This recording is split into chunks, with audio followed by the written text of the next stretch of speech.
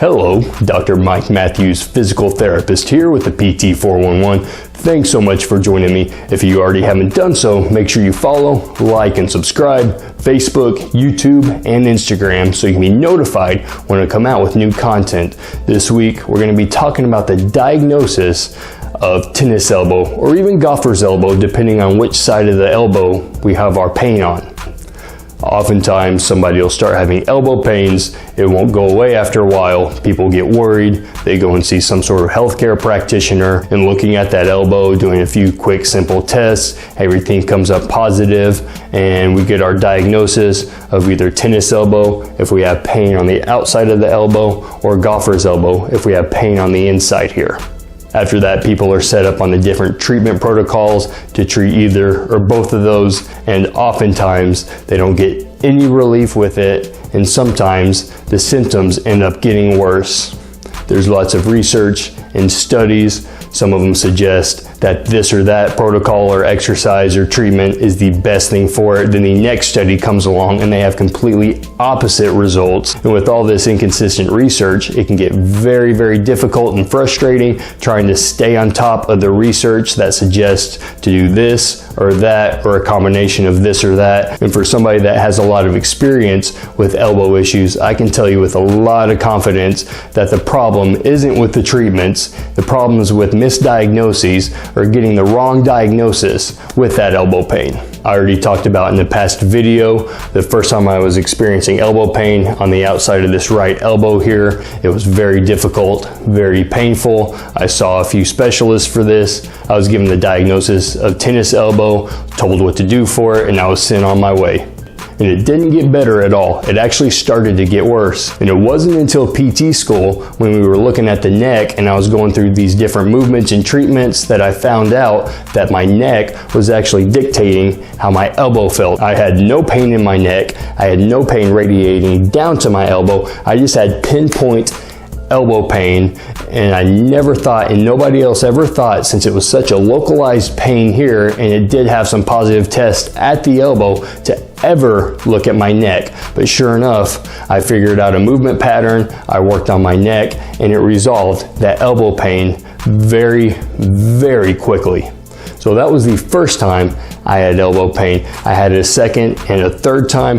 The third time I actually did have a combination of tennis and golfer's elbow, but we're not going to get into that in that video. We're going to focus on what happened the second time I had this. Under that instance, I had very similar pain to the first time I had it. So what was the first thing I did? I skipped everything elbow, went straight to my neck. After a week or so of working on that, getting absolutely no relief at all, I knew I needed to start looking more at the elbow itself. Now, surely this time it's tennis elbow. I go through all the special tests. Every single thing is positive, very classic textbook example of tennis elbow here. So I'm very patient with this treatment. I go a little over a month, nothing. Absolutely no relief there. So I got to start all over, try to figure out what's going on there. Looking at things closer in that elbow, I found out I had a couple restrictions with a couple of different joints in that elbow. Now I say a couple of different joints. Most people see the elbow, they think the elbow itself is just a joint. The elbow is actually a complex, just like the shoulder. It actually has 3 joints to it. Now it has your proximal radial ulnar joint here. You have your radius on your thumb side of your forearm. That's over here on this side. It has to articulate. It forms a joint with your ulna, the bone on the pinky side here, over here. Now as these 2 bones come up to the top, like I said, they have to form a joint up here. They also form a distal joint over here down at the wrist, down over here on this side, but up here on this other side, they form a joint up here as well. In between those 2 joints, they control mainly our pronation, or our flipping our hand downwards, and our supination, rotating our palm up this way. Now there's 2 more joints in this complex right here. You have your humerus that comes up here, the big bone in our upper arm. It's going to articulate down here with each of these bones. So now not only do we have the prudge right here, we have our HRJ, our HRJ, our humeral radial joint right here, where our humerus and our radius end up articulating, forming this joint right here. We also have our HUJ, our HUJ, our humeral ulnar joint, the articulation between our ulna and our humerus here. So we have 3 joints between these here that all control various or combination movements of that elbow there. So we have 3 joints that can get locked up, they can get restricted, and they can cause a lot of pain and issues that can mimic a lot of other things. These joints are very complicated. They can produce pains that are very pinpoint exactly where the problem is on the joint. They can also refer pain to other areas around that joint as well. And all this brought together can really muddy up the water anywhere in the body and make it a little bit more difficult trying to diagnose things and treat things correctly. And the elbow is absolutely no exception. And a really big thing about these joints that can cause a lot of false positives with muscles and tendons. Whenever a joint is restricted or obstructed, it can either pull on the joint or block the joint from lining up 100% correctly. And whenever that joint's not moving efficiently and correctly, the muscle's not going to either. So going back to my story, here I am looking at my elbow pains, trying to diagnose my problem. It's definitely not the neck. It's also definitely not tennis elbow or that lateral epicondylitis, that tendinitis on the outside of that elbow there. So I got to look at something else. As I'm looking at it, I noticed that we have a couple of restrictions in that elbow. When I was comparing this elbow over to the other side, I noticed I had 2 loss of movements here. I had a restriction or an obstruction with trying to straighten out my elbow here. It wasn't straightening near as much as the other side. And the other thing, my supination rotating up this way wasn't going up. It was only going up from neutral here to about a 45-degree angle, while my other side was supinating past 90 degrees to that normal limit there. So I couldn't extend it and I couldn't supinate it here. So I had to start working on those 2 things. I started stretching and mobilizing the joint. And after a couple of days, my elbow started feeling better. After about 10 days, I had no pain whatsoever at all. And all my special tests that were telling me I had tennis elbow were completely gone. And true tennis elbow is a tendinitis, and tendinitis does not respond that well or that quickly at all to any sort of treatment. So I knew I had a wrong diagnosis again, and it was just simply an issue with my joint not moving well. So if you've been diagnosed with tennis or golfer's elbow and nothing that anybody is throwing at is helping it, it's time to look at it a little differently. So we need to assess the movement of your elbow. Let's look at the flexion and extension first. And with assessing movement, it's all about comparing one side to the other. So looking at the extension here, you just want to straighten out your elbow all the way. You want to do it on both sides at the same time. See if one side is going less than the other, or if they're going the same amount.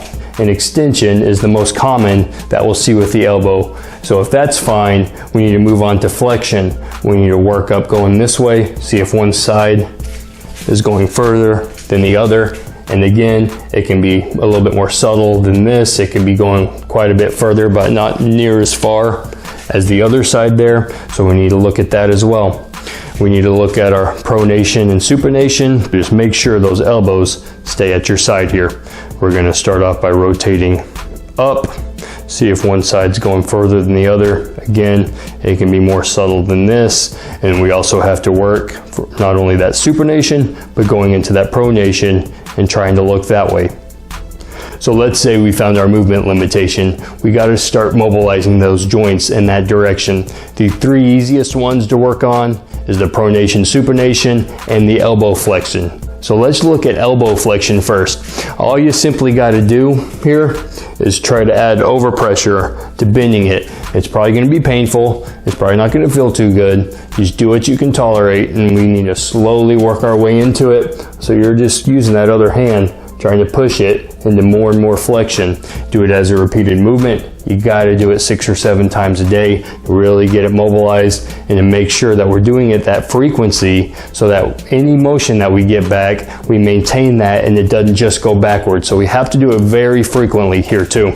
So 6 to 7 times a day, repeatedly moving it about 10 to 20 times each time we're doing it. Now pronation and supination is pretty easy as well. Just have your elbow bent at your side, and depending on which way we're going, we're either going to grab the top or the bottom of that forearm, closer to our wrist here. So let's say that we're working into that supination, we're going in from underneath, making sure that we're grabbing onto that radius there. We're grabbing all the way onto that bone there, because if we're not grabbing on all the way over there, not hooking all the way across, it gets very difficult to move it all the way. So grab all the way across there and really stretch it out. Same thing, that repeated movement all throughout the day.